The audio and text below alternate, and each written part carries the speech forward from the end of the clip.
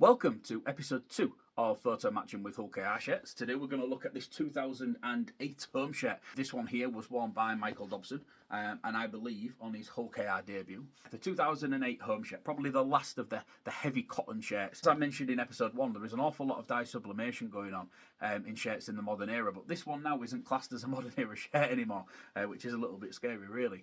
This has one hell of a lot of embroidery. Now, a lot of the sponsors and a lot of the markings in here have been stitched onto the shirt, which again, it does add some element of human influence to that. I'm not 100% sure what the manufacturing process looks like. However, I'm assuming that it's not going to be as seamless as a dye sublimation in terms of consistency of placement. These 6 pieces of reinforced stitching here, 3 on either side, that is what tells us if a shirt has been player issue or replica. The big telltale sign on here is Dobson and the 26 on the back.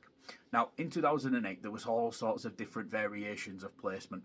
We've spoken about this Lloyd's TSB branding being too big on episodes of Talking Shirts, and that has significantly impacted the placement of the names and the numbers on the back of these shirts. This one here has got Dobson applied in a straight block. We have actually seen 2008 shirts that have got an arced name. Originally they started to below the number as well, but anything with Dobson in a straight one obviously gave me an indication that this shirt could be from that game. I believe that this shirt was worn against Harlequins, which was Dobbo's debut on the 25th of May 2008.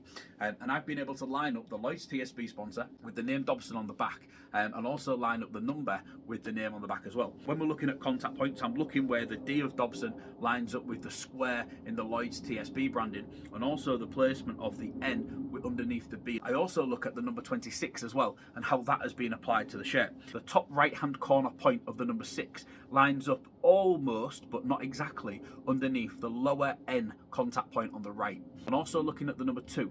The number 2 is almost directly in the middle of that letter D. Those are the contact points for this shirt that I actually looked at to make sure that I could identify that it was worn in a known game. I also found that this shirt was highly likely to have been worn against Wigan as well, a game that Dobbo scored 4 tries against the Warriors, which I'm sure that many Hull KR fans will remember that game as it will live long in their memory.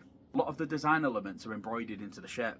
So these 2 red stripes that are coming down the sleeve, these have actually been stitched onto the shirt. So when this competition patch has been applied over them, made of felt, it's actually split quite significantly. So you can actually see an awful lot of slitting going on there. And that's because where the contact points have connected, there's obviously been little bits of gaps. So whenever there's been any sort of friction applied to that and it's been pulled during a game, it has actually split. And it's done that on both of the sleeves as well. Hope you've enjoyed watching this element of photo matching. Check back and I'll be back with episode 3 very, very soon. Goodbye.